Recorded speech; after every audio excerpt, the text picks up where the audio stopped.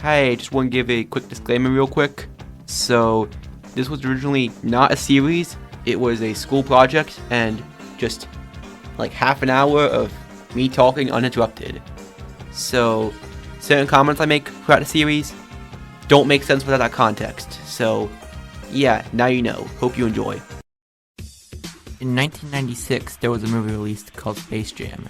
It was a crossover between Looney Tunes and NBA All-Star Michael Jordan. Initially inspired by a Nike commercial with the same premise, the movie would go on to be a major success. You've probably heard of it, it's, again, very popular.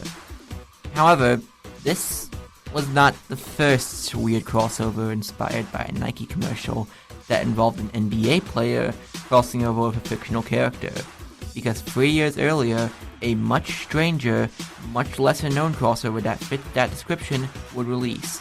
It and several other strange, obscure crossovers are the topic of this podcast, and through analyzing these bizarre collaborations, I want to see if they can show us anything about how to write a good crossover.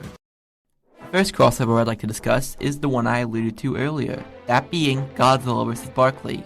Godzilla vs. Barkley is exactly what the name implies, a crossover between Godzilla and Charles Barkley. The premise was initially a Nike commercial, as I previously mentioned.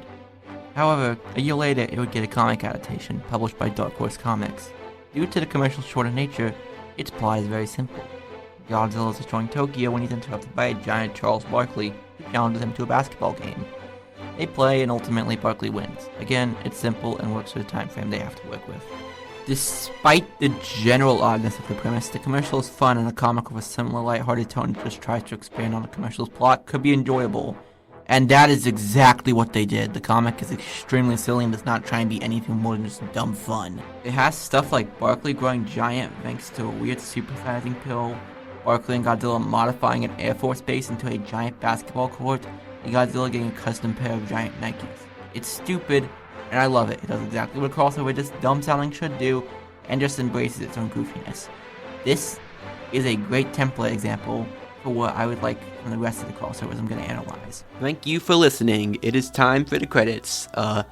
Crazy Crossovers was made by me, Graham Grady, and I want to give a special thank you to Mr. Hedgepeth and Lemony Wood.